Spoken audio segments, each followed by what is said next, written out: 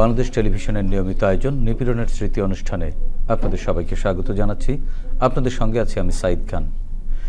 দর্শক, 5 আগস্ট 2024 বৈষম্য বিরোধী ছাত্র আন্দোলন তাদের মার্চ টু ঢাকা কর্মসূচি একদিন এগিয়ে এনেছে। মধ্যরাজ্যের সেই ঘোষণা মুহূর্তেই সারা দেশে ছড়িয়ে পড়ে। দেশের বিভিন্ন প্রান্ত থেকে মুক্তিকামী মানুষেরা অংশ নিতে উদ্গ্রীব ছিল সেই কর্মসূচিতে। গাজীপুরের একটি পোশাক কারখানার শ্রমিক আশানুর রহমানের নেতৃত্বে একটি মিছিল সেদিন ঢাকার দিকে যাত্রা করে। দুপুর 12:30টার দিকে সেই মিছিলেই অতর্কিত হামলা করে পুলিশ, নির্বিচারে গুলি চালায়। সেই গুলিতে আহত হয় আশানুর রহমান। অনুষ্ঠানে আমাদের আজকের অতিথি গাইবান্ধার সুন্দরগঞ্জের যুবক আশানুর রহমান। তার মুখ থেকেই শুনব কি ঘটেছিল সেদিন।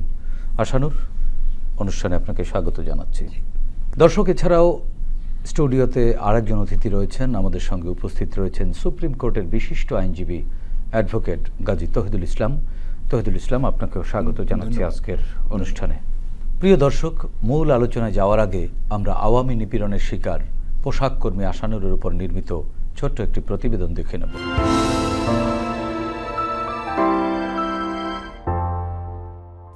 গাইবান্ধার সুন্দরগঞ্জের মৃত ইসমাইল হোসেনের ছেলে আশানুর রহমান 2004 সালে বাবা মারা যাওয়ার পর থেকেই অভাব অনটনে তার বেড়ে ওঠা।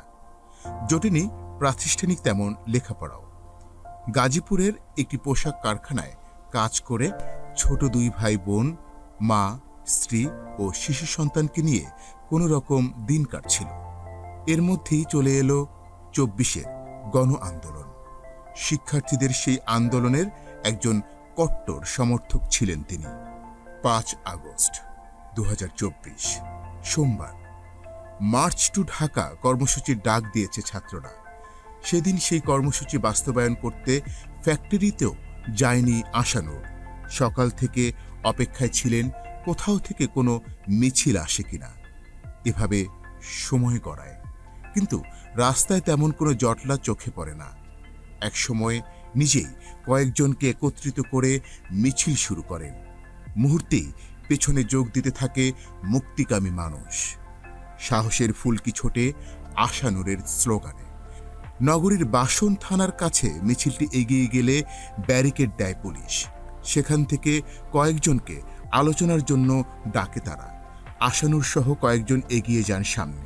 তারপর নির্বিচারে গুলি করা হয় তাদের উপর। ঘটনাস্থলেই মৃত্যু হয় অনেকের। গুলিতে ঝাঁঝরা হয়ে যায় আশানুরের ডান হাতটি। মাটিতে লুটিয়ে পড়েন। এরপর আর কিছুই মনে নেই তার। ফ্যাসিস্ট হাসিনার পতন হলো। গাজীপুরের সেই মিছিলটি উত্তরা হয়ে এসেছিল গণভবনে। মিছিলের শত শত লোক সেদিন মুক্তির আনন্দে উদ্বেলিত ছিল।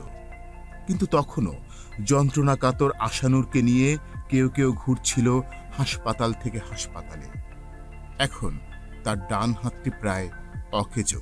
যেই হাত পরিবারের অন্ন বস্ত্রের সংস্থান করতে বিরামহীন থাকত, সেটি এখন ব্যান্ডেজ করা, ব্যাগে মোড়ানো।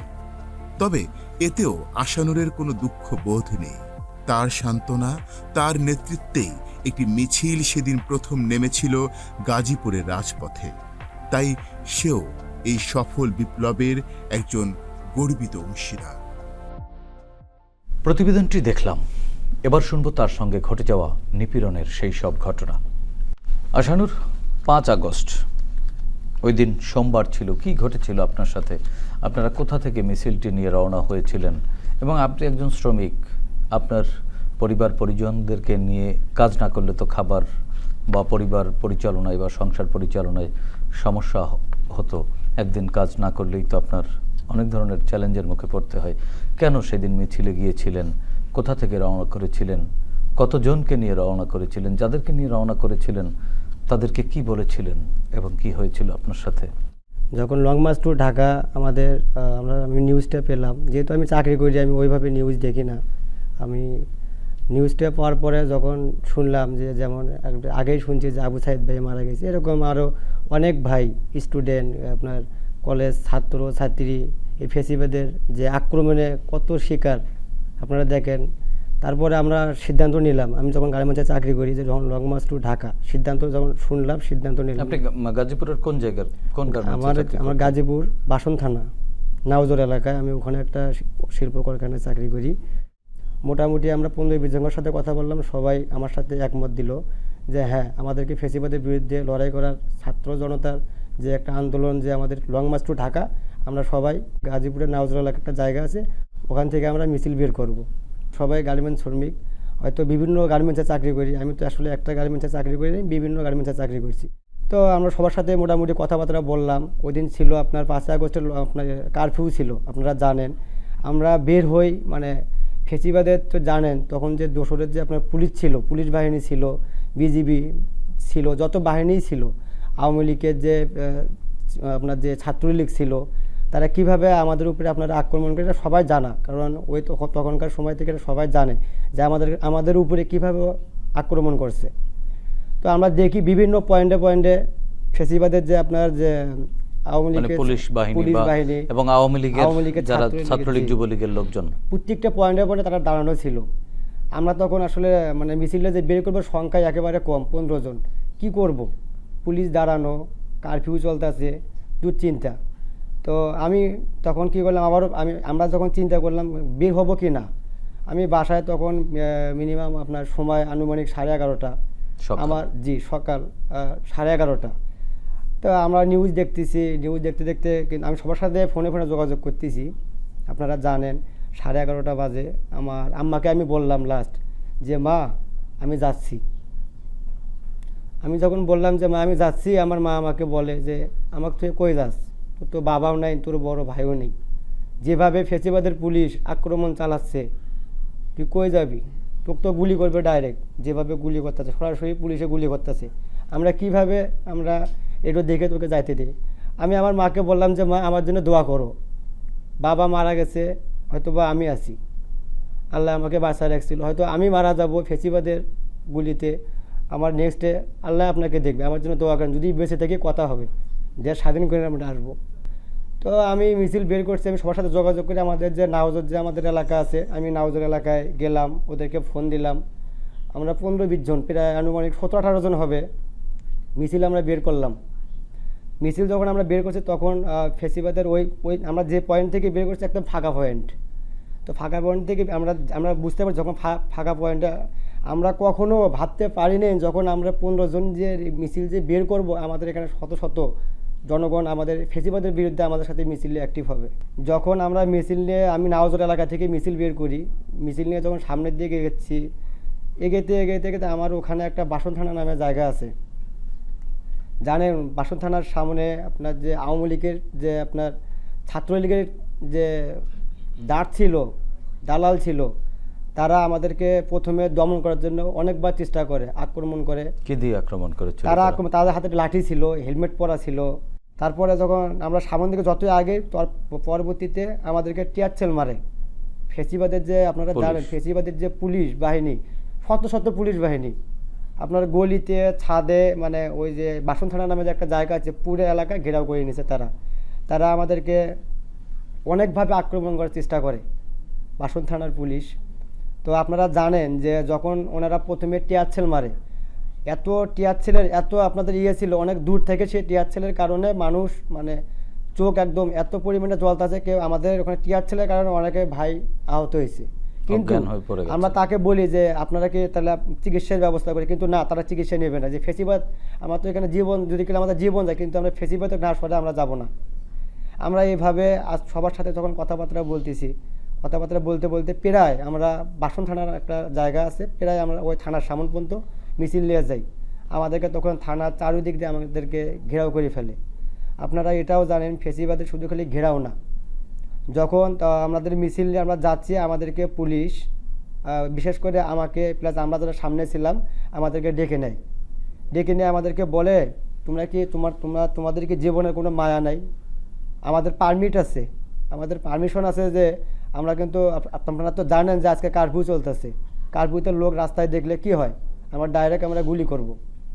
আমাদের উদ্দেশ্য একটাই ছিল, আমাদের কথা ছিল যে আপনারা তো জানেন যে আজকে লং মার্চ টু ঢাকা, আমরা ফেসিবাদ হটানোর জন্য আজকে আমরা রাস্তায় শত শত থেকে আমরা হাজার হাজার লোক এখানে জনস্রোত আপনারা দেখতে পারতেছেন।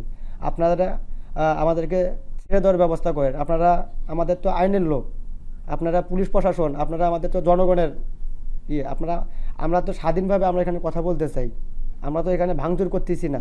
তারা বলে আমরা কিন্তু গুলি করবো, আপনি বেশি কথা বললে গুলি করবো, স্পষ্ট কথা তাদের।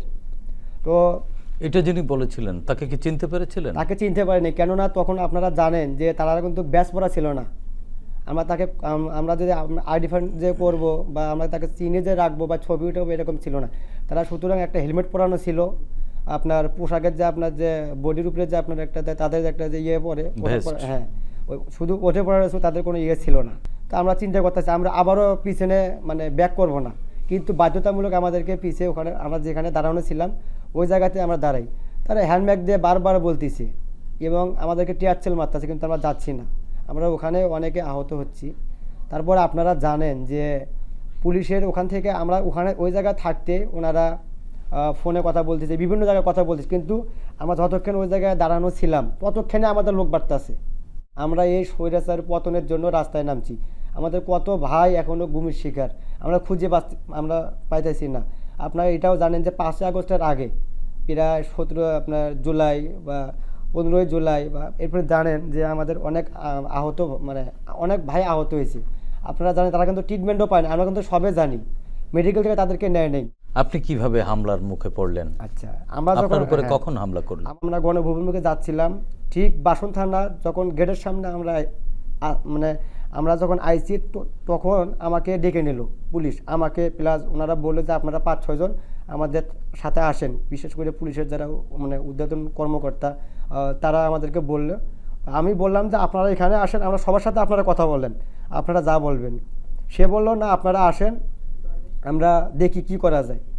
পরে আমরা গেলাম, তারা আমাদেরকে বললো আপনারা কি জানেন যে আমাদের কাছে ফোন আছে, আপনাদেরকে গুলি করার পারমিট হয়ে গেছে, যদি আপনারা এখান থেকে মিছিল না নিয়ে ঘরে না ফেরেন আমরা আপনাদেরকে গুলি করব। আমাদের সিদ্ধান্ত একটাই ছিল, আমি বললাম সিদ্ধান্ত আমার অটল, যতক্ষণ না পর্যন্ত আমরা ফেঁচিবাদ আমরা যে দাবি নিয়েছি যতক্ষণ না পর্যন্ত দাবির আদায় না হবে ততক্ষণ পর্যন্ত আপনারা ফিরবেন না। ততক্ষণ পর্যন্ত আমরা এরপর কখন আপনার গুলির মুখে পড়লেন? কখন গুলির মুখে পড়লাম যখন সে আমাদেরকে ডাকলো, ডাকার পর যখন আমরা না শুনলাম, আমরা সিদ্ধান্ত নিলাম যে আমরা এগিয়ে যাব। এগিয়ে যাওয়ার মানে আমরা যাচ্ছি, হঠাৎ করে আমাদের মানে এতভাবে তাদের পরিকল্পনা আগে থেকেই ছিল, তারা আমাদের কিভাবে আক্রমণ করবে, কিভাবে গুলি করবে আমরা বুঝতে পারলাম না। আমাদের যে এতভাবে যে গুলি, আমি তো একদম মানে সামনে ছিলাম, সর্বপ্রথম যখন আমাকে গুলি করে তখন আমি ভাবছি যে আমার মানে ডান হাত নাই। পরে আমি আমার এই বাম হাত দিয়ে আমি এই হাতটা এই জায়গায় ধরছি, এই জায়গায় যখন ধরছি পরে মানে দেখি শুধু খালি মানে এত পরিমাণে গুলি, ভাবানোর ক্ষমতা নেই যে আমার পাশে কেউ আছে কি না। তো তারপর আমি যখন আমি তো পড়ে গেছি, আমি চেষ্টা করতেছি আমি উঠবো, আমি যখন পড়ছে আমাকে আবার গুলি করছে, তখন আমার আপনার গান শটের গুলি, 6টা গুলি, তখন ওই গুলিগুলি আমার পুরা বুকে লাগে, মানে বুকে লাগে। তখন আমাকে তো বাঁচতে হবে, তখন আমি তখন আর কিচ্ছু বলতে পারতেছি না। আমি যে পয়েন্ট আমি স্পটে গুলি খাই, সেই স্পটে আমাদের ওখানে আপনারা জানবেন না যে ওখানে ওয়ার্কশপের একটা দোকান ছিল, এত পরিমাণে পুলিশের গোলাগুলি শব্দ, আশেপাশের যে আমাদের বাসা ছিল, আশেপাশের যে দোকান ছিল সব বন্ধ। তারা কি আপনাকে সহযোগিতা করতে সবাই ওখানে তো আমি যেদিকে তাকাই সবাই দিকে মানে ওখানে গুলিতে আহত, সবাই পড়ানো। কতজন আনুমানিক ছিল? আনুমানিক আমি যেদিকে তাকাইছি মানে আমার যতক্ষণ জ্ঞান ছিল, হয়তো বা আমার গুলি লাগার পরে আপনার মিনিমাম 3-4 মিনিট আমার জ্ঞান ছিল, আমি দেখতেছি ওনারা শুধু গুলি করতেছে পড়তেছে, কিন্তু আমরা কিন্তু পিছু টানি নেই। তারপরে আমি যেভাবে হোক আমি দাঁড় হয়েছি, দাঁড় হওয়া তখন একটা গলিতে যাইতে এসেছি, ওই গলিতেও দেখি 4 জন পুলিশ ওখানে অবস্থান, তারা আমাকে গুলি করে। যখন তারা আমাকে আবারও আমাকে গুলি করে, দেখতেছে আমি পড়তেছি আমার শরীরে, তখন আমার এই যে গলায় আর দেখেন আমাদের এই যে আমার হাত, আমার হাতে কোনো রকমের আঙ্গুলে মাংস ছিল না, একদম মানে গুলি আমার আমার যে হাতে প্রত্যেকটা আঙ্গুলে মাংস ছিল না। তারপরে আমি ওখান থেকে উঠতে পারতেছি না। আবার আমি যে পয়েন্টে গুলি খাই তার সামনে আমার ছিল আপনার ওয়ার্কশপের দোকান, আমি কি করলাম ছেঁচড়ে গেলাম ওই জায়গা থেকে। ছেঁচড়ে যাওয়ার পর আমার এই বাম হাত দিয়ে আমি হাতটা বুদ্ধি করে আমি ঢুকিয়ে দিছি, দেওয়াতে আমার হাত তো রক্ত মাখা ছিল, তখন এইভাবে রক্ত পড়তেছে, হাতে রক্ত মাখা ছিল, পুরো শরীরে আমার রক্ত মাখা। তখন ওই ভাইরা আমাকে তাদের রুম দিয়ে টেনে নিয়ে তারা ছিটকে নিয়ে মারার পরে তাদের সাথে আমার একটাই লাস্ট কথা হয় যে ভাই আমার ফোন আছে, আমাকে মেডিকেলে নেওয়ার ব্যবস্থা করেন আপনারা। যেভাবে হোক আমি নিঃশ্বাস নিতে পারতেছি না, আমার এই পুরো গলায় গুলি ছিল, এই পুরো গলা আমার ফুলে গেছে, আমি নিঃশ্বাস নিতে পারতেছি না, শ্বাসকষ্টের প্রবলেম হচ্ছে। তখন যে আমাকে তারা নেবে মানে নেওয়ার মতো কোনোভাবে কোনো ছিল না। আমার ওই থানাতে সন্ধ্যা পর্যন্ত গুলি হয়, এটা আমি পরে সেটা জানতে পারছি যে প্রায় রাত্রে 11টা 12টা পর্যন্ত তারা এত পরিমাণে গুলি করে। তারপরে আপনারা জানেন ওখানে আমার ফ্রেন্ড ছিল শুনি, সে ওখানেই মারা গেছে, তার ওয়াইফ ছিল প্রেগনেন্ট, যারা আমার ডাকে সাড়া দিয়ে মিছিলে এসেছিল, মারা গেছে। কিন্তু আমি তাকে, হ্যাঁ আমার ফ্রেন্ড, ওনার নাম ছিল আপনার রূপ। আপনার চোখের সামনেই মারা গেল? আমার চোখের সামনে মারা গেছে, আমি দেখতে পারিনি, কারণ আমি তো নিজে তখন তো আমি অজ্ঞান, বাট আমি তো তখন খুব সিরিয়াস অবস্থায় ছিলাম। আপনার কাছ থেকে আবারও শুনবো আশানুর, আমরা একটু তহিদ ভাইয়ের কাছ থেকে শুনে আসি। অ্যাডভোকেট তহিদ ভাই, আপনি আশানুরের বক্তব্য শুনলেন। তিনি একজন শ্রমিক, একজন গার্মেন্টস কর্মী, তিনি আসলে কোনো রাজনীতির সাথে সম্পৃক্ত না ওইভাবে। তিনি দেখলেন যখন সারা দেশে ছাত্রদের উপরে ব্যাপকভাবে নির্যাতন নিপীড়ন করা হচ্ছে এবং পাখির মতো গুলি করে মানুষ মারা হচ্ছে, তখন বিবেকের তাড়নায় বা নাগরিক হিসেবে বা মানুষ হিসেবে যে দায়বোধ, সেই দায়বোধের জায়গা থেকে তিনি মার্চ টু ঢাকা কর্মসূচিতে অংশ নেওয়ার জন্য গাজীপুরের কিছু পোশাক কারখানার শ্রমিকদেরকে জড়ো করে ঢাকার উদ্দেশ্যে রওনা দিয়েছিলেন এবং তার মিছিলটি যতই এগোচ্ছিল ততই মানুষের সম্পৃক্ততা বেড়েছিল। এরকম সাধারণ মানুষ যারা, এটি তো কোনো রাজনৈতিক মিছিল ছিল না, তারা রাজনৈতিক কোনো অ্যাক্টিভিস্ট ছিলেন না, এর উপরে পুলিশ এভাবে গুলি করতে পারে কিনা? একটা মানুষকে প্রথমে গুলি করলো, তিনি পড়ে গেলেন। এবং আশানুর আরেকটি কথা বললেন যে যেদিকে তাকাই দেখি মানুষ পড়ে আছে, মানুষ পাখির মতো লাশ পড়ে আছে, গুলি করছে, তারপরেও গুলি থামছে না। এটি আসলে আইনশৃঙ্খলা বাহিনী যতই কারফিউ থাকুক, যতই 144 ধারা থাকুক বা এরকম কোনো সিচুয়েশন থাকুক, একটি দুটি গুলির পরে যখন একজন দুইজন মানুষ পড়ে যায়, তারপরে তো আসলে গুলি করা ঠিক কিনা, এটি আসলে মানে আপনি তো একজন আইনজীবী, আইনের ব্যাখ্যা দিতে গেলে এটিকে আপনি কোন জায়গায় স্থান দিবেন? এবারের যে আন্দোলনটা হয়েছিল, এটা ছিল আসলে বাংলাদেশের ইতিহাসে একটা ব্যতিক্রমধর্মী আন্দোলন। ব্যতিক্রমধর্মী বলবো এই কারণে যে এবারের আন্দোলনটার মূল ছাত্র জনতা, স্বাভাবিক মেহনতি মানুষ এবং বিশেষ করে প্রত্যেক গার্ডিয়ানরা সম্পৃক্ত ছিল। যেটা হলো এই আন্দোলন, অর্থাৎ ইতিপূর্বে যে আমরা যদি বাংলাদেশ স্বাধীনতার ইতিহাস দেখি, সেই 69-এর গণ অভ্যুত্থান, পরবর্তীতে 52-এর ভাষা আন্দোলন, 1969-এর গণ অভ্যুত্থান, 71 সালের আমাদের মহান মুক্তিযোদ্ধা, ইভেন পরবর্তীতে 90 সালে স্বৈরাচার এরশাদের পতন, এগুলো থেকে এবারের আন্দোলনটা ভিন্ন ছিল। তার মেইন স্ট্রিমটা ছিল যে ছাত্র জনতার মধ্যে, এবারে সবার মধ্যে, ইভেন ছাত্র জনতা সবাই স্বতঃস্ফূর্তভাবে অংশগ্রহণ করেছে, যেটার সাথে আমি বলবো এই আন্দোলনের সাথে কিন্তু সে 1971 সালের মুক্তিযুদ্ধর আন্দোলনের ধরন একরকম, এবারের ধরনটা একরকম। এখন মূল যে প্রশ্নটা আমাকে করেছেন, এবং সেই জায়গাটা হচ্ছে যে এবারে মানুষের মধ্যে দীর্ঘ 17 বছর বাংলাদেশ মানুষের উপরে একটা জগদ্দল পাথরের মতো ফেসিস্ট শেখ হাসিনা এবং এই ফেসিস্ট রেজিম মানুষের উপরে জগদ্দল পাথরের মতো বসেছে, যে কারণে মানুষের মধ্যে প্রত্যেকের বিবেকের নেশা আর কি, এবং অনুভূতিটাই ছিল আলাদা। মুক্তি পেতে হবে, সেজন্য যা কিছু দরকার। বাংলাদেশ সংবিধান প্রত্যেকটা মানুষের রাইট টু মুভমেন্ট, এবং প্রত্যেকটা মানুষ তার মিছিলে অংশগ্রহণ করবে, তার বাক স্বাধীনতা প্রকাশ করবে, এটা বাংলাদেশের সংবিধান তাকে দিয়েছে। অর্থাৎ সেই কারণেই কিন্তু আজকে আশানুর কিন্তু একজন সচেতন নাগরিক এই বাংলাদেশের, এবং সচেতন নাগরিকের কারণেই তিনি কিন্তু এই ফেসিস্টের বিরুদ্ধে আন্দোলনে নিজেকে সম্পৃক্ত করেছে। তার মায়ের কাছ থেকে বড় সন্তান হিসেবে মুক্তি নিয়ে এসেছিল, অনুমতি নিয়ে এসেছিল যে আমি বেঁচে থাকলে আবার কথা হবে। যে একজন মা তার সন্তানকে এভাবে মৃত্যু নিশ্চিত জেনেও অনুমতি দিয়েছিল মুক্তির, তার মানে মায়েরও এক ধরনের স্বপ্ন বা আকাঙ্ক্ষা, যেটা মুক্তি। জুলাই আগস্টের আন্দোলনের মূল জায়গাটা কিন্তু ছিল ছাত্ররা যখন এসছে, বিশেষ করে আমাদের মেয়েরা যখন আসছে, মেয়েরা যখন পার্টিসিপেট করেছে, সাথে সাথে দেখবেন প্রত্যেকের গার্ডিয়ান, বাবা মা ম্যাক্সিমাম বাবা মা এবং শিশুরাও দুইজন নেমে আসছে। এসেছিল। এবং শিশুরাও নেমে আসছে। তার কারণটা হলো কি, এখানে তাদের মধ্যে প্রত্যেকে একটা স্পিরিট কাজ করেছে এই ফেসিস্টদের রিজিমকে বাংলাদেশের থেকে বিতাড়িত করতে হবে, যে কারণে এদেশের ছাত্র জনতা, সাধারণ মানুষ, মেহনতি মানুষ সবাই ঐক্যবদ্ধ হয়ে এই ফেসিস্ট রিজম শেখ হাসিনাকে বাংলাদেশ থেকে বিতাড়িত করেছে।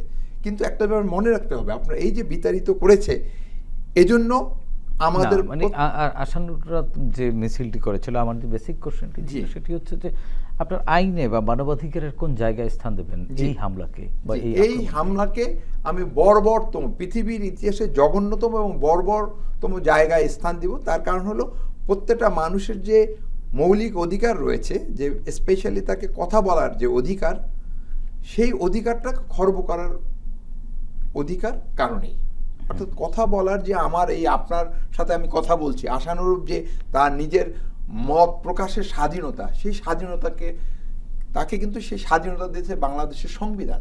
অর্থাৎ এটাকে খর্ব করার অধিকার কেউ নেই। মানে ফেসিস্টটা জোর করে মুখ বন্ধ করে দিতে চেয়েছে। এবং আপনারা দেখবেন আরেকটা এই আন্দোলনের মধ্যে একটা ভাইরাল আরেকটা জিনিস হয়েছে, একটা স্টুডেন্ট তিনি কথা বলতে চাচ্ছে কিন্তু একজন পুলিশ অফিসার তার মুখ বারবার চেপে ধরেছে। এটা সম্ভবত আপনার সেই আন্দোলন 5ই আগস্টের 2 থেকে 3 দিন আগে, এবং এটা হয়েছে কিন্তু বাংলাদেশ সুপ্রিম কোর্টের মাজার গেটের ওইখানে হয়েছে।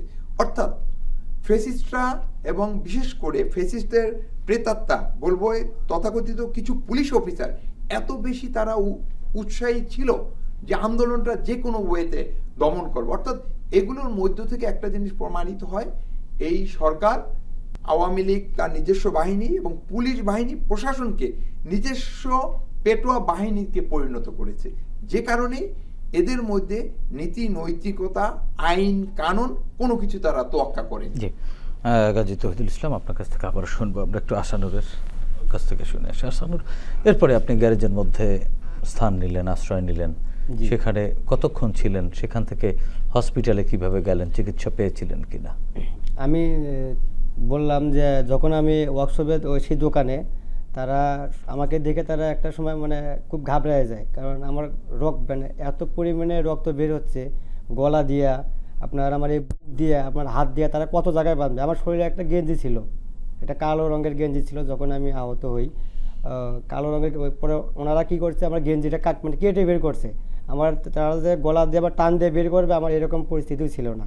তারা গেঞ্জিটা আমার মানে মাঝখান দিয়ে কেটে বের করে তারা আমার হাতে বাঁধলো, কিন্তু আমাকে তারা মেডিকেল নেবে মানে ওই রকম পরিস্থিতি নেই। এত পরিমাণে গোলাগুলি শব্দ, তারা যে বাইরে বের হবে বা একটা যে গাড়ির ব্যবস্থা হবে এরকম ছিল না। শুধু খালি তারা আমাদেরকে বলতেছে যে আমরা কি করব, আমরা কি করব, কিভাবে ভাইটাকে বাঁচাবো। ওইখানে ওই ওয়ার্কশপে কতজন মানুষ ছিলেন? 4 জন ছিল। ওনারা হয়তো ওনারা কাজ করে, আমি চিনি না, তারাও আমাকে চেনে না। 4 জন ছিল, যখন আমি যা দেখলাম 4 জন। তারপরে ওনারা হয়তো একজনে মানে আমি জাস্ট কথাগুলো শুনতে পাই, কিন্তু আমি যে তাদেরকে বলবো বা আমার মুখ থেকে আমার এই শক্তিটুকু ছিল না যে ভাই আপনারা এটা করেন বা ওটা করেন। আমি বলতে মানে শুধু শুনতে পারতাছি। সিদ্ধান্ত নিতে আছে যে ভাই আমরা সবাই এক কাজ করি, আমরা সবাই কান্দে নেই, ভাই আপনারা সবাই ইয়ে করেন, ওকে ধরেন, কারণ একে বেশি করে রাখা যাবে না, মরে যাবে। তারপরে তারা আমার রাস্তার মধ্যে নিচে আমাকে কান্দে উঠাইলো, কেউ আপনার পায়ে ধরছে, কেউ হাতে ধরছে। কারণ জানেন আপনারা এত পরিমাণে গোলাগুলি, কোনো রকম দোকান খোলা নেই, গাড়ি নেই, মানুষ নেই। মানে আমি যতই যাচ্ছি খালি শুনতে পাচ্ছি যে মানুষের শব্দ। আল্লাহ, পুলিশের এত বড় কাজ, এত খারাপ কাজ, এই স্বৈরাচার সরকার কবে আমরা এর হাত থেকে মুক্তি পাবো? কত আমাদের ভাই বোনক মারতেছে, কত আমার ছেলে মেয়েকে মারতেছে, খালি আমি আবার শুনতে পাই। মেডিকেলে যাচ্ছি, তারপরে ওখানে সিরাজুল হক মেডিকেল, তো ওখানে নেওয়ার পর আমার এত পরিমাণে সিরিয়াস, আমি ওখানে গেলাম, যাওয়ার পর দেখি। তখন কি আপনার জ্ঞান ছিল? হ্যাঁ, আমি মানে জ্ঞান ছিল। আমি ওই যে বললাম, আমি জাস্ট খালি কথা শুনতে পাই, কিন্তু আমি যে কথা বলবো বা আমি লড়াচড়া করবো আমার এতটুকু ইয়ে ছিল, কিন্তু আমি শুনতে পাচ্ছি, আমার কান, আমি জাস্ট কথা শুনতে পাচ্ছি। ওখানে আমি চোখ দিয়েও দেখতে পাচ্ছি। ওখানে যে আমি মেডিকেলে গেলাম, এত পরিমাণে আমার গুলিবিদ্ধ ভাই আসতেছে। সে কী করলো, একটা সময় মেডিকেলের আপনার যে মালিক, উনি স্টিল নাও ছিল, উনি বললো যে লাস্টে বললো যে আপনারা গেট নামাই ফেলেন, আমাদের এখানে আর জায়গা নেই বলতেছে। আমি শুনতেছি, আর আমিও গিয়ে দেখলাম যে এত পরিমাণে আমার গুলি, আহত ভাই, মানে আমার চোখ দিয়ে শুধু খালি পানি আসতেছে। এত পরিমাণে মানে গুলি এত ভাই খালি ব্লাড আর ব্লাড, আমাকে পরে মেঝেতে শোয়ালো। শোয়ার পরে আমি সব থেকে ওখানে সিরিয়াস ছিলাম, তো আমার গলার বিশেষ করে গলা শুধু খালি যাতে ব্লাডটা বন্ধ করে ওনারা একটা স্বাভাবিক একটা আপনার ব্লাড বন্ধ করার জন্য ওনারা ব্যান্ডেজ করে দিয়ে বলছে দূরত্ব আপনারা তাজউদ্দিন মেডিকেলে যান, সরকারি মেডিকেলে যান। কিন্তু আমাকে তখন কিভাবে নেবে, রাস্তায় গাড়ি নেই, লং টাইম। আবারও আমাকে তারা কাঁধে নিল, কাঁধে নিতে দেখে একটা রিক্সা আইছে, সেই রিক্সায় আইছে আমার ওই জায়গার থেকে একই স্পট থেকে সে গুলি খেয়েছে। তাকে নিয়ে রিক্সাওয়ালাই? হ্যাঁ। ওই রিক্সাওয়ালা গুলি খেয়েছে? না, রিক্সাওয়ালা না, রিক্সাওয়ালা নিয়ে আসছে, রিক্সাওয়ালা বের হচ্ছে, যে থানায় গুলি করছে তার পাশেই তার বাসা, কিন্তু আমরা গাড়ি পাচ্ছিলাম না। তখন আমাদেরকে এইভাবে সে আর থাকতে পারে নাই, তাদেরকে জিজ্ঞাসা করতেছে যে মামা এই রাস্তায় তো কোনো গাড়ি নেই, আপনি গাড়ি যে এখানে যে নিয়ে আসলেন। তার একটাই ভাষ্য ছিল, এটা তো আমার ছেলে মেয়ে, আমার ছেলে মেয়ে স্বৈরাচার সরকারের যে উৎখানের জন্য যে তারা আসছে, তারা গুলি খেয়েছে, দেশে আমরা কোনো কথা বলতে পারি না। আজ আমি অটো চালাই, পুলিশে আমার কাছ থেকে টাকা নেয়, আমাকে মার ধার হয়রানি মামলা হামলা, টাকা দিলে আমি গাড়ি চালাতে পারি, টাকা না দিলে পারি না। আমিও চিন্তা করলাম ঘরে বসে থেকে আমার কারো ঘরে বসে থাকার আমার আর সময় নেই, আমাকে নামতে হবে। আমি যদি তাকে মেডিকেলে নিতে যদি গেলে আমাকে যদি পুলিশ গুলি করে যদি মরে যাই, আমার আত্মা শান্তি পাবে, কারণ তারা তো আমার ছেলে মেয়ে। এই স্বৈরাচারের বিপক্ষে তো তারা নামছে, আমাদের স্বাধীন।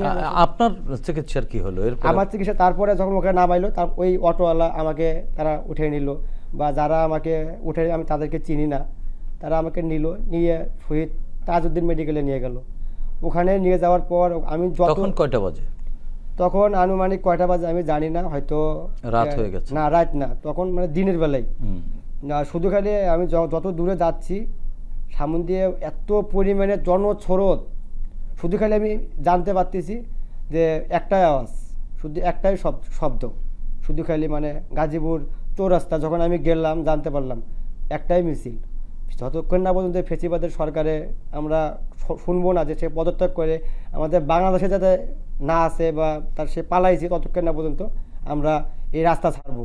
যত পুলিশ এসে তত আমাদেরকে গুলি করুক, শুধু খালি এই আওয়াজগুলো পারতেছি। ওখানকার যখন আমি গাজীপুর চৌরাস্তায় আমি অটোতে উঠে যাচ্ছি, তখন আমাকে জিজ্ঞাসা করতেছে আমার ভাইরা, ভাই এই ভাইকে কোথায় গুলি করছে? ওর বলছে যে অমুক জায়গায় আমাদের ভাইকে অনেক গুলি করতেছে, ওই অমুক থানায় অনেক গোলাগুলি হচ্ছে। পরে ওই ভাইয়েরা বলছে যে আমরা ওইদিকে যাবো, এখানে শুনতে পাচ্ছি। এইভাবে আমাকে নিয়ে গেল, কিন্তু আমার এমনি অবস্থা আমি আর মানে কি বলবো আর মানে আমি আর পারতাছি না কোনোভাবে। আমি মনে হয় আমি আল্লাহকে বলতেছি, আল্লাহ তুমি আমাকে আধা ঘন্টা বেঁচে রাখো আল্লাহ। আমার একটা সময় মনে হয়েছে আমি মনে আর বাঁচবো না, আমি মনে হয় আমি আমার এই কথাটি যখন মনে হয়েছে তখন তো যখন আমার মনে হলো যে আমি মনে হয় আমার একটা ছোট মেয়ে আছে, আমি হয়তো আর বাঁচবো না এই দেশে। আমি কিন্তু আমার মনে একটাই, আমি কান্না করতেছি, চোখ দিয়ে পানি পড়তেছে, কিন্তু আমার মনে তার শান্তি লাগতেছে। কখন শান্তি লাগলো, যখন আমি চৌরাস্তা তাজউদ্দিন মেডিকেলে গেলাম, শুনলাম যে স্বৈরাচার আমাদের এই দেশ থেকে এখনই বিদায় নিছে, সে পালিয়ে গেছে। এখানে আপনি আর শান্তি কী চান?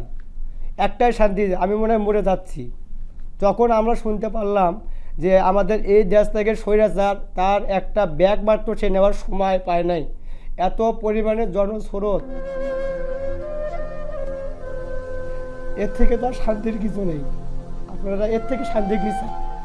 তারপরে আমরা মনে করলাম, আমি ব্যক্তিগতভাবে আমি মনে করলাম, আমি এক ডক্টরের ওখানে ইশারা দিয়ে বললাম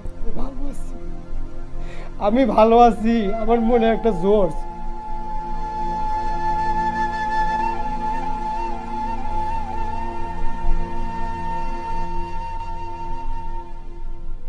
তারপর গেলাম, ডক্টররা আমাকে তখনও আমাদেরকে মানে সঠিক যে প্রপার্টি তারা আমাদেরকে যে ভর্তি রাখবে তারা সাহস পাচ্ছিল না। আপনারা জানেন তাহলে ফেসিবাদের মানে তারা কিভাবে তারা লোক থ্রেডিং করছে। না, আপনি যখন বললেন যে আপনি 30 মিনিট বাঁচতে চান, কেন বলেছিলেন 30 মিনিট বাঁচতে চান? তখন কেন বলেছিলাম মানে আমার নিঃশ্বাস দম বন্ধ হয়ে আসতেছে। আমার তখন ওই কথাই মনে হলো যে আমার মাকে আমি বলে আসছি হয়তো বা আমি ফিরবো না, আমার সাথে এমন হতে পারে আমার লাস্ট কথা। আপনারা জানেন আমি আপনাদেরকে প্রথমে বলছি আমার বাবা নেই, কিন্তু আমার মা বলছে আমি দোয়া করি। আমি এত কিছু বলার পরে আমার মা কিন্তু আমাকে বলছে আমি দোয়া করি তুমি যে স্বৈরাচারের বিরুদ্ধে যাচ্ছ যাতে তুমি যাতে সফল হয়ে আসতে পারো, আমি তোমার জন্য দোয়া করি। একটা মা কখন বলে, একটা মা তার ছেলে বুকে গুলি চালাচ্ছে, সে নিজে নিউজে দেখতেছে, সে আমাকে ছেড়ে দিছে, কখন বলে? তারপর আমি তখন যখন আমি একদম পারতাছি না, আমি যখন শ্বাস নিতে পারতাছি না, ওই সময় বলে আমি হয়তোবা আমি আর বাঁচবো না, হয়তোবা আমার মার সাথে আমি যে কথা বলে আইছি এটাই হয়তোবা আমার শেষ কথা। তারপরে মেডিকেলে কি হলো? তারপরে যখন মেডিকেলের ব্যাপারটা, আপনার মেডিকেলে আমাকে ট্রিটমেন্ট দেয় নাই, না দিলে মনে হয়, কারণটা হচ্ছে ওনারা এত পরিমাণে আমার সিরিয়াস অবস্থা দেখে তারাও খুব ভয় আমাকে পেয়ে গেছে। মানে ভয় পেয়েছে। তারা দূরত্ব আমার যারা ছিল, আমার তো ফ্যামিলি কেউ ছিল না তখনও, আমার ফ্যামিলি আমি কাউকে দেখতে পাইনি। তারপরে যখন মেডিকেলে পরে ডক্টর আসলো, আমাকে দেখলো, দেখার পরে দূরত্ব আপনারা অ্যাম্বুলেন্সের ব্যবস্থা করেন যারা আমাকে নিয়ে যাচ্ছে।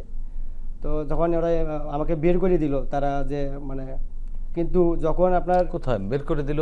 মানে রিফার করছে আমাকে, তখন তারা আপনার রিফার করছে, আপনার এই রিফার করছে পঙ্গু হাসপাতালে। তারা পঙ্গু হাসপাতালে রিফার করছে। অ্যাম্বুলেন্সে উঠানো একটু আগে আমার ছোট ভাই, আমার ওয়াইফ আসে। আসার পর তারা দেখে আমার মানে খুব সিরিয়াস অবস্থা। আমি জাস্ট আমার আমি ভাই, আমি বলতে পারলাম জাস্ট যে তোমরা চিন্তা করো না, ইশারায় আমি ততটুকু বলছি যে তোমরা চিন্তা করো না। তখন তো সরকারের পতন হ্যাঁ। হয়ে গেছে। যখন আমি শুনছি যে এই স্বৈরাচার শেখ হাসিনা দেশ থেকে পালাই গেছে, যখন আমরা শুনতে পাই, তখন তো আমি মনে মনে, আমি তো কথা বলতে পারতেছি না, কিন্তু মনে মনে আমার একটা জোশ আইছে যে হয়তোবা আমরা যে কারণে আমরা রাস্তায় নামছি, গুলি খাইছি, আহত হয়েছে আমার প্রায়, এখন তো মানে তখন তো আপনি বুঝতে পারছিলেন, আপনি বলছিলেন যে আপনি হয়তো বাঁচবেন না, মরে যাচ্ছেন। হ্যাঁ, তখন তো তারপরেও ভালো লাগা কাজ তারপরেও করছে? যখন আমি শুনছি, যে বললাম যে আমি যখন শুনছি যে এই স্বৈরাচার পালাইছে, আমি তো ভাবছি আমি মরে যাব, কিন্তু মনের মধ্যে আমার একটা জোশ আইছে, কিন্তু আমি যে টার্গেটে নামছি, আমার ভাইরা যে নিহত হয়েছে, কিন্তু আমি যে মারা যাবো, হয়তো আমি বাঁচবো না, কিন্তু আমি মনের মধ্যে একটা শান্তি লাগছে, যে এই শান্তিটাই লাগছে যে হয়তো বা আমার কারণে আজকে আমি হয়তো মরে যাব, বা আমাদের আরও আহত বা নিহত হয়েছে তাদের কারণে আমাদের দেশ একটা স্বাধীন দেশ পাবে। তখন তারপরে মনে মনে আপনাকে অ্যাম্বুলেন্সে তুললো, হ্যাঁ, অ্যাম্বুলেন্সে তারপরে তোলার পরে আমাকে পঙ্গু হাসপাতালে নিয়ে যাওয়া হলো। পঙ্গু হাসপাতালে নেওয়ার সেখানে উদ্দেশ্যে- কি চিকিৎসা প্রপার পেয়েছিলেন? পঙ্গু হাসপাতালে পৌঁছেছি তখন সন্ধ্যা, তখন আমি জাস্ট অ্যাম্বুলেন্স থেকে শুনতে তখন তো পাই। আর মানে শেখ হাসিনা নাই। শেখ হাসিনা নাই, জাস্ট একটা পুলিশও নাই। পুলিশ আছে, পুলিশ তখন আমি পুলিশ ওইভাবে পুলিশ দেখতে পারি নাই, তখন আমি তো তখন চোখ বন্ধ ছিল, জাস্ট আমি মিছিল শুনতে পাই, আপনার শান্তি বিজয় মিছিল। বিজয় মিছিল শুনতে পাই, পালাইছি রে পালাইছে, খুনি হাসিনা পালাইছে। তখন তো আমি মানে আপনি এক প্রকার অজ্ঞান, তার অজ্ঞান। মধ্যে শব্দ তারপর আমার শুনছেন। শুনতে তো ভালো লাগতেছে, আমি কিন্তু কথা বলতে পারতেছি না, আপনি মারা যাচ্ছেন, আমি তাও মারা ভালো যাচ্ছি, লাগছে। কিন্তু আমার শুনে ভালো লাগতেছে। আমার ভাই, আমার ওয়াইফ তখন কান্নাকাটি করে, তাদেরকে আমি ইশারা দিয়ে যে বলবো আমার এই শক্তিটাও ছিল, কিন্তু আমি মনে মনে তাদেরকে বোঝানোর চেষ্টা করতেছি আমি ভালো আছি, আমি ঠিক আছি, আমার জন্য দোয়া করো, আমার দেশ তো স্বাধীন হবে, মুক্ত স্বাধীনে কথা বলতে পারবে। স্বৈরাচার তো মানে আমরা তো তাকে স্বৈরাচার সরকার যে শেখ হাসিনা, তাকে তো আমরা পালাইতে বাধ্য করছি, এর থেকে আমরা আর কি চাই? তো পঙ্গু হাসপাতালে গেলেন। পঙ্গু তারপর? হাসপাতালে, তারপর আমি পঙ্গু হাসপাতালে গেলাম। পঙ্গু হাসপাতালে যাওয়ার পর আমার তো মানে আমার কি ট্রিটমেন্ট, আমি যে ট্রিটমেন্ট মানে খালি দেখাইছি, শুধু এত পরিমাণে আমার আহত ভাইরা, তারা আমি যেরকম, আমার সাথে আরেকজন কথা বলার চেষ্টা করে কিন্তু কথা বলতে পারে না। একজন ভাই আমাকে বলে ফেলছে, বুকে হাত দিয়ে বলে আমরা ঠিক আছি, স্বৈরাচার শেখ হাসিনা পালাইছে। তার ভাই বলে যে আমাকে ইশারা দিয়ে বলে, ভাই আপনারাই তো বীর। আমার ভাই আমাকে বলে, ভাই চিন্তা করিস না, স্বৈরাচার সরকার তো পালাইছে, তুমি মরে যাও, তুমি তো মাকে বিদায় নিয়ে আইছো, কিন্তু আমরা খুশি হচ্ছি ভাই, আমাদের দেশটা হয়তো বা আজকে থেকে স্বৈরাচার মুক্ত হয়েছে, স্বাধীনভাবে আমরা কথা বলতে পারবো। আমার বাবা মারা গেছে 15 বছর হয়, আমার বাবাকে মার্ডার করছে, আমার মনে একটা আক্ষেপ ছিল, ক্ষোভ ছিল। এরপরে এগুলো পঙ্গু কষ্ট। হাসপাতালে আপনার চিকিৎসা কেমন হলো? পঙ্গু হাসপাতালে গেলাম যখন, এত পরিমাণে আমাদের গুলিবিদ্ধ ভাই, মানে এত পরিমাণে গুলিবিদ্ধ ভাই, যেখানে যেদিকটু একটু করে চোখ দিকে একটু মেলে, এত পরিমাণে আমার ট্রিটমেন্ট দিতে আমার সেদিন কোনো ট্রিটমেন্ট হলো না। জাস্ট তারা আমাকে ইমার্জেন্সিতে রাখার পর সে আমাকে আবার রেফার করলো ঢাকা মেডিকেল। আমি আবারও অ্যাম্বুলেন্সে উঠলাম। যখন আমি অ্যাম্বুলেন্সে উঠি, একটাই আওয়াজ শুনতে পাই, আমার ভাই বলে, আমার বোন বলে, বা আমার যা আত্মীয় স্বজন সবাই তো আমার কাছে তখন উপস্থিত, ভাই তুমি কান্না করো কেন, চোখ দিয়ে তো পানি আসে, আমি তো আর পারতাছি না। আমি তো তখন একদম যন্ত্রণায় কান্দাচ্ছি, আমার গুলির ব্লাড বের হচ্ছে, গুলির যন্ত্রণা, আমি পারতাছি না, কিন্তু নিজেকে শক্তি দিচ্ছি, আল্লাহ আমাকে অল্প কিছুক্ষণ বাঁচায় রাখো। একটা সময় বলেই ফেললাম নিজে মনে মনে, সোরা বর্তাছি, বলতেছি আল্লাহ একটু বিজয় মিছিল যখন আমরা শুনি মনের মধ্যে ভালো লাগে, সাহস লাগে। তবে ভাই, মৃত্যু নিশ্চিত, দোয়া পড়ছিলেন এবং বারবার বলছিলেন আল্লাহ 30 মিনিট বাঁচিয়ে রাখো, এবং এক প্রকার অবচেতন চিত্তে যে বিজয় মিছিল তাকে বাঁচার জন্য একটু আগ্রহী করে তুলেছিল। পরিবারের সবাই কান্নাকাটি করছিল, আর সে তার পরিবারের সদস্যদেরকে সান্ত্বনা দিচ্ছিল যে তোমরা কেঁদো না, আমরা জিতে গেছি। এবং একই সাথে সৃষ্টিকর্তার কাছে 30 মিনিটের প্রাণ ভিক্ষা চাওয়া, এই জায়গাটিকে কতটা মানবিক, কতটা আনন্দের, কতটা বেদনার। এই ফেসিস্ট সরকারের যে কাজগুলো করেছে, যে ঘৃণিত কাজ করেছে, তার দৃষ্টিতে সে যেভাবে দেখছে, আজকে রিক্সাওয়ালা কিন্তু তার দৃষ্টিতে একরকম দেখছে। আজকে আমার এই ভাই একজন শ্রমিক, একজন উনি হচ্ছে খেটে খাওয়া একজন মানুষ, তার দৃষ্টি কিন্তু একরকম। এবং তার বাবাও কিন্তু এই আওয়ামী লীগের ফ্যাসিস্টদের হাতে খুন হয়েছে, এবং তার বাবার হত্যার বিচার কিন্তু উনি পাননি। রাইট, যে কারণে ওনার মনের থেকে, ওনার ভিতর থেকে তার ঘৃণা মানে আজন্ম এক ধরনের ঘৃণা নিয়ে বেড়ে ওঠে। এক্স্যাক্টলি, আজন্ম একটা ঘৃণা নিয়ে বের হয়েছে, এবং তার মধ্যে ওই জিনিসটা কাজ করেছে। এনিহাউ আমি রাস্তায় নেমেছি, এই ফেসিস্টেরকে পতন না হওয়া পর্যন্ত আমি ঘরে ফিরে যাব না। এবং এই বিপ্লবটা এই কারণেই হয়েছে, তার কারণ এখানে দেখবেন, আমি বলবো এখানে রাজনৈতিক সম্পৃক্ততা ছিল, কিন্তু সাধারণ মানুষের ব্যাপক সম্পৃক্ততার কারণে এই আন্দোলনটা কিন্তু ব্যর্থ হয়নি। এর মূল কারণটা কি সেটা, এবং সেখানে সাধারণ মানুষের কিন্তু এক্ষেত্রে বলবো তাদের মধ্যে একটা মুক্তির আকাঙ্ক্ষার জায়গাটা তৈরি হয়েছিল।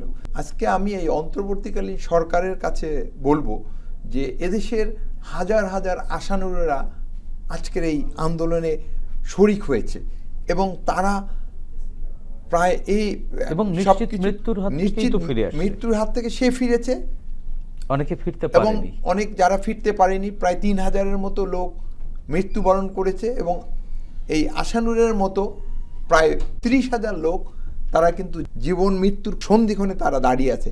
ডান হাতটি কিন্তু অকেজই। জি, আশানুরদের এদেরকে যাতে করে খুব শীঘ্রই অন্তর্বর্তীকালীন সরকার তাদের উদ্যোগটা রয়েছে, কিন্তু আমি মনে করি এই উদ্যোগটা আশানুর না, অর্থাৎ তাদেরকে পুনর্বাসন করতে হবে।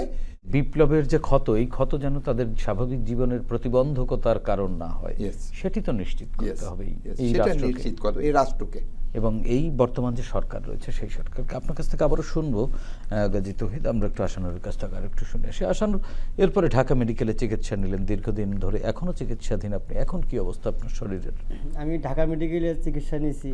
কতগুলো অপারেশন হয়েছে পর্যন্ত? আমার এখন পর্যন্ত অপারেশন হয়েছে 3টা।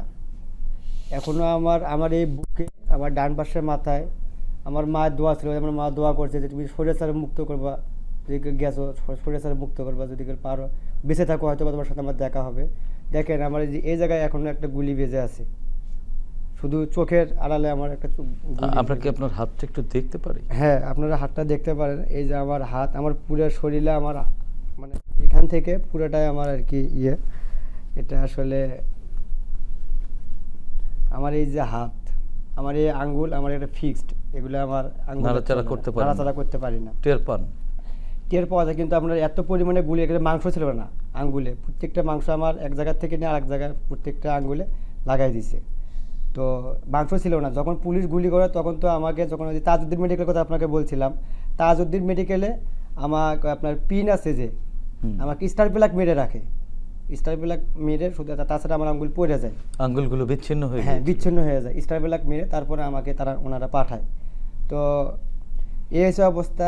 ঢাকা মেডিকেলে আমাকে এই চিকিৎসা কতদিন ধরে চালাতে হবে? আরো আমাকে চালাতে হবে। ওনারাও বলতে আছে যে আমাকে আজকেও আমাদের ডক্টর, আমি এখন লাস্ট হাসপাতালে আমি CMSO ট্রিটমেন্ট নিছি, তারা আমাকে বলছে যে এটা আল্লাহ ছাড়া এটা কিছু আমাদের করার নেই। কোন হাসপাতালে চিকিৎসা? এখন লাস্ট আমি আছি পিজি হাসপাতালে, এখানে আমি আজকে আছি পিজি হাসপাতালে, এখনো ভর্তি আছি সেই 5 আগস্ট থেকে এখন পর্যন্ত। হাসপাতাল থেকেই তো এসেছে? হ্যাঁ, আমি আপনাদের এখানে আছি, হাসপাতাল থেকে এসেছি। আমাদেরকে যদি বেঁচে রাখার জন্য গুলি করতো তাহলে আমরা পড়ে গেছি, পড়া মানুষকে কিভাবে ফেসিবাদের পুলিশ বাহিনী গুলি করে, মানে আপনি রাস্তায় পড়ে যাওয়ার পরে? আমি রাস্তায় পড়ে গেছি, তারা আমাকে গুলি করে, পড়ে যায়। আমি বাঁচার জন্য আমি একটা ঘরে যাব, বা আমি বাঁচার জন্য আমি একটু উঠবো, আমাকে তো উঠতে হবে, তারপরে আমাকে আবার গুলি করছে। এই ফেসিবাদের পুলিশ আমাদেরকে এক কথায় তারা আমাকে বেঁচে রাখার জন্য আমাদেরকে গুলি করেনি, তারা আমাদেরকে তাদের এই একটাই যে target চিকিৎসা, ছিল। দীর্ঘ চিকিৎসা, এই চিকিৎসার ব্যয়ভার আপনি বহন করছেন কিভাবে? আপনারা জানেন যখন আমরা চিকিৎসার যে খুব প্রথমে যে ট্রিটমেন্টগুলো নিছি, আমাদের তো তখন যখন শেখ হাসিনা পালাই গেছে, পালাইলো, তার পরবর্তীতে আমরা বিভিন্ন মেডিকেলে এগুলো আমাদের নিজের টাকা দিয়ে আমি ট্রিটমেন্ট নিছি, যেহেতু আমি অর্থহীন, মানে ওই অর্থ আমার কাছে অতটা ছিল না। তো আমি একটা কিস্তি উঠেছিলাম, 2টা কিস্তি উঠেছিলাম যে আমি একটা বাড়ি করব, কতদিন ছোটোবেলার থেকে কাজ করতেছি, চাকরি করব, 2টা কিস্তি উঠেছিলাম। যেদিন আমি কিস্তি উঠেছি তার 2 সপ্তাহ পরেই আমি এই গুলি খাই। আমার কাছে টাকা ছিল, আমার এই টাকা নিয়েই আমি সর্বপ্রথম আমার ভাই আমার যখন গেল আমার কাছে টাকা পয়সা নিয়েই গেছে, এই বিভিন্ন প্রথম যে 3 দিন 4 দিন আমাকে যখন আপনি ঢাকা মেডিকেল থেকে ফেরত দেয়, পঙ্গুতে যখন আবারও আমি পঙ্গুতে রিফার হই, পঙ্গুতে আমাকে বলছে এত পরিমাণে আপনার শরীরে গুলি ভাই আমরা পারবো না, সম্ভব না, আপনাকে হাত কেটে ফেলতে হবে। তারপর আমার ফ্যামিলি যখন সিদ্ধান্ত হয়ে গেল এক প্রকার হাত কেটে ফেলতে হবে, এই হাত তখন আমার ফ্যামিলির থেকে বললো যে আমরা হাত দেখি, আমরা চেষ্টা করি, প্রাইভেট মেডিকেলে আমরা চেষ্টা করি। তখন আমাকে ধানমন্ডি ইবনে সিনা আমাকে ভর্তি করায়। ওখানে আমার কিছু ট্রিটমেন্ট, কারণ আমি তো ওই সময় তো আমি কোনো সহযোগিতা পাচ্ছিলাম না, আমার কাছে যতটুকু টাকা ছিল, সম্বল যতটুকু ছিল অতটুকুই। ইবনে সিনায় তো অনেক ব্যয়বহুল খরচ। তারপর আমি ওখান থেকে চলে গেলাম আমার আমি যে এলাকায় গুলি খেয়েছি সে এলাকায়, প্রাইভেট হাসপাতাল নাওজর জেনারেল হাসপাতাল। ওখানে যাওয়ার পর আমি মানে যখন আমার যে আমার তো মাংস ছিল না হাতে, তো আপনার এত পরিমাণে আপনার হাতে কোনো মাংস ছিল না। পরে আমার পুরো হাত ছিল ব্যান্ডেজ, এই হাতে আমার কোনো বল শক্তি, এই হাত আমার এইভাবে ঝুলে রাখছে অন্য একটা এর সাথে, মানে আপনার লাঠি দিয়েছিল, এই লাঠির মধ্যে আমার হাত টাইনে রশি দিয়ে আমাকে ঝুলাই রাখছে। আমি তো ভাবছি যে আমার হাত শেষ, এই হাত দিয়ে তো আমার একদম কেটেই ফেলবে। কাঁদছি, অনেক কাঁদছি, কিন্তু কান্দার মাঝেও আবার রহস্য আছে, মনের মধ্যে শান্তি ছিল, কান্নার মাঝেও শান্তি, একটাই শান্তি যখন মনে হয় যে স্বৈরাচার, যখন আমরা স্বৈরাচার এ দেশ থেকে পালাইছে, যখন মনে হয় তখন সব কিছু আমরা ভুলে যাই। আজকে আমার এই বয়সে আমার হাত নেই, আমাকে আজকে একজনের ছাপড় ছাড়া কিন্তু আমি চলতে পারি না, কিন্তু মনে আমার শান্তি একটাই যে আমাদের দেশের স্বৈরাচার মুক্ত হয়েছে। কত ভাই যখন আমরা মিডিয়ায় দেখতে পাই আসি বলে আজকে আমি 17 বছর পর আমি আমার সন্তানের মুখ দেখলাম, 17 বছর পর আজকে আমি আমার সন্তানের মুখ দেখলাম, এই স্বৈরাচার সরকার আমাকে গুম করেছিল, মনে মনে শান্তি লাগে। যখন আমাদের এক ভাই এসে বলে যে আজকে আমি 10 বছর পর আজকে আমি আমার ওয়াইফের সাথে একটু সময় দিতে পারলাম, মনে শান্তি লাগে। হয়তোবা আজকে আমরা আমাদের একটা আমার শত হাতের বিনিময়ে বা 2000+ ভাই যে নিহত হয়েছে তাদের বিনিময়ে তারা আজকে এই কথাগুলো আমাদের দেশে স্বাধীনভাবে বলতে পারতেছে। সরকারি কোনো সহযোগিতা পেয়েছিলেন? সরকারিভাবে আমি এখন পর্যন্ত জাস্ট আমাদের চিকিৎসাই চলতেছে। আপনারা জানেন যে চিকিৎসার জন্য আমাদেরকে মাঝে মাঝে রাস্তায় নামতে হয়। এখন রাস্তায় নামতে হয় কেন? নামতে হয় যেমন আমার যে হাতটা আছে, অনেকে আমাকে বলছে যে এই হাতে যদি আমি থেরাপি দিতাম হয়তোবা একটু হইলেও এই হাত দিয়ে আমার কর্মস্থানে আমি ফিরতে পারতাম, কিন্তু না, আমি কিন্তু কোনো রকমের সেই এই হাত দিয়ে চিকিৎসা আমি পাচ্ছি না। কেন? সরকারের পক্ষ থেকে তো সাহায্য দেওয়ার কথা বা দিয়েছে অনেককে, আপনি পাননি? না, আমি সরকারিভাবে আমি এখনো সাহায্য পাইনি, একমাত্র সাহায্য পাইছি শুধু খালি জুলাই ফাউন্ডেশন একটা করছে, 1 লক্ষ টাকা আমি পাইছি। জুলাই ফাউন্ডেশনের ওই টাকাই 1 লক্ষ, কিন্তু আমার তো আমি যে প্রথমেই তো বললাম, আমার তো প্রথমে যে আমি ট্রিটমেন্ট করছি প্রাইভেট মেডিকেলে, এই টাকাগুলো তো আমার ঋণগ্রস্ত। রাষ্ট্র হয়তো আপনার পুরো চিকিৎসার দায়িত্ব নেবে, হয়তো রাষ্ট্রের কাছে আপনার খবর এখনো ওইভাবে পৌঁছায়নি। আপনার চাওয়া কি আসলে এই সরকারের কাছে, আপনার পরামর্শ? জি, আমাদের প্রায় আপনার 2000+ নিহত ভাই হয়েছে, এদের রক্তের বিনিময়ে আজকে আমরা স্বাধীন মুক্ত দেশ আমরা এখন তো গণ্য করছি। আমাদের দিকে ফোকাস দিতে হবে, আমাদের উন্নত মানের ট্রিটমেন্ট দিতে হবে। আমাদের যাদের হাত নেন, যারা আমরা তার আহত হবে, আমরা পরবর্তীতে আমরা কি করব, আমাদের কি করে পুনর্বাসনের একটা ব্যবস্থা করতে হবে, যাতে আমরা তখন দুশ্চিন্তায় আছি। এবং পুনর্বাসন না হলে তো আপনাদের পরিবারগুলো এক ধরনের পুনর্বাসন দিতে গেলে না হয় আমাদেরকে একটা পথ আছে, আমাদের রাস্তায় নামতে হবে, আমাদেরকে ভিক্ষা করতে হবে। যদি গেলে এই দেশ স্বাধীন করছে আমরা, এই দেশ ধরতে গেলে আমরা তো 71 সালে স্বাধীন দেখিনি, তাই আমরা 71-এর কথা বলতে পারবো না, কিন্তু আমরা স্বৈরাচার যে অত্যাচার তার হাত থেকে আমরা এই দেশটা কিন্তু আমাদের কারণে কিন্তু মুক্ত হয়েছে, বা আমরা যারা আছি সবাই ইচ্ছে মতো কথা বলতে পারতাছি, ইচ্ছে মতো কাজ করতে পারতাছি, দেশে কথা বলতে পারতাছি, বিভিন্ন যেখানে সমস্যা সমাধান করতে পারতাছি।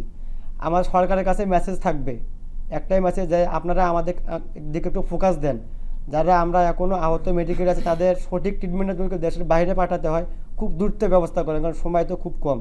যাদের এই আমার আঙ্গুলগুলো আর দিন দিন যাচ্ছে ফিক্সড হচ্ছে, যদি গেলে আমি উন্নত মানের ট্রিটমেন্ট পেতাম, বাইরে যেতাম, স্বাভাবিক জীবনে হয়তো ফেরার সম্ভাবনা ছিল। আমরা বিশ্বাস করি যে জি। সরকারের পক্ষ থেকে কার্যকর উদ্যোগ নেবে। আশানুর, আপনার কাছ থেকে শুনবো, আমরা অনুষ্ঠানের শেষ দিকে একবারে শেষ করব। গাজী তৌহিদ, আশানুর নিজেই বলছিলেন যে তাদের আসলে পুনর্বাসন জরুরি, কারণ তার একটি হাত, ডান হাতটি অকেজো হয়ে গেছে প্রায়। এখনও চিকিৎসা শুরু করলে হয়তো স্বাভাবিক হওয়ার এক ধরনের সম্ভাবনার স্বপ্ন তার মধ্যে কাজ করছে। তো তিনি আসলে চান যে পুনর্বাসন, এই মানুষগুলো এক ধরনের ট্রমার মধ্যে আছে, তাদের পরিবারগুলো এক ধরনের ট্রমার মধ্যে আছে, এবং নিতান্তই খেটে খাওয়া স্বাভাবিক শ্রমিক মানুষ, তাদের তো পুনর্বাসনের প্রয়োজন। আপনার কি পরামর্শ এই সরকারকে ছোট্ট করে? আজকে আমরা দেখি যে আশানুরের মতো একজন, আমি বলবো এই প্রজন্মের যুদ্ধহত মুক্তিযোদ্ধা, তার চলার জন্য, তার পুনর্বাসনের জন্য যদি ভিক্ষা করতে হয়, তার আকুতিটা মানে মনের কতটা ক্ষোভ, সে কতটা ক্ষোভ প্রকাশ করছে, সে প্রয়োজন বোধে ভিক্ষা করতে তাকে নামতে হবে। অতএব এই বিষয়টাকে আমি মনে করি শুধু তার এই বক্তব্যটুকু বর্তমান অন্তর্বর্তীকালীন সরকারের যারা রয়েছেন, দায়িত্বপ্রাপ্ত রয়েছেন, আমি বিশ্বাস করি তারা এই ব্যাপারে কাজ করছেন এবং এই বিষয়গুলো তারা বিবেচনা করবেন। তার কারণ আশানুরদের রক্তের বিনিময়ে কিন্তু এই আজকে নতুন করে বাংলাদেশের জন্ম হয়েছে। জি, ধন্যবাদ অ্যাডভোকেট গাজী তৌহিদুল ইসলাম, ধন্যবাদ আশানুর, আপনাদের দুজনকেই। প্রিয় দর্শক, আমরাও বিশ্বাস করি আশানুরদের অভিমান ভাঙানোর জন্য বা তাদের পুনর্বাসনের জন্য বা তাদের পরিবারগুলো যে ট্রমার মধ্য দিয়ে যাচ্ছে সেই ট্রমা কাটাবার জন্য বর্তমান যে অন্তর্বর্তীকালীন সরকার রয়েছে, শুধু সরকার নয়, দেশের সর্বস্তরের সাধারণ জনগণও তাদের দায়িত্বশীল আচরণ করবেন এবং উদ্যোগ গ্রহণ করবেন। প্রিয় দর্শক, শেখ হাসিনা সময়ের স্রোতে হারিয়ে যাওয়া এক ঘৃণিত স্বৈরাচারের নাম, যিনি নিজের ক্ষমতাকে দীর্ঘস্থায়ী করতে বিরোধী রাজনৈতিক কর্মীদের ওপর চালিয়েছিলেন নিপীড়ন। তার এই নিপীড়ন পৃথিবীর বহু স্বৈরাচারের রক্ত নদীকে করেছে ম্লান, গড়েছে নির্মমতার নতুন রেকর্ড। গাজীপুরের তৈরি পোশাক শ্রমিক আশানুর হাসিনার সেই নির্মমতার আরেক শিকার, যাকে হত্যা করাই ছিল হাসিনার পুলিশ বাহিনীর উদ্দেশ্য। আশানুর বেঁচে আছেন, কিন্তু চিকিৎসকরা জানিয়েছেন সে আর কোনোদিনই স্বাভাবিক জীবনে ফিরতে পারবে না। শ্রমিকের কঠিন হাত পুলিশের গুলিতে আজ ক্ষতবিক্ষত। আমরা মনে করি যে হাত ছিল একটি দরিদ্র পরিবারের চালিকা শক্তি, সেই হাত যেন অন্যের করুণা প্রত্যাশী না হয়, এ রাষ্ট্র ও সরকার সেই নিশ্চয়তা বিধান করবে। এই অনুষ্ঠানে আপনিও যোগ দিতে পারেন। আমাদের ইমেইল nipironersriti.btv@gmail.com-এ পাঠাতে পারেন আপনার সঙ্গে ঘটে যাওয়া যে কোনো নিপীড়নের ঘটনা। আগামীতে বাংলাদেশ টেলিভিশনের মাধ্যমে আমরা সেগুলো তুলে ধরব। সে পর্যন্ত সবাই ভালো থাকুন, সুস্থ থাকুন, বাংলাদেশ টেলিভিশনের সঙ্গেই থাকুন। খোদা হাফেজ।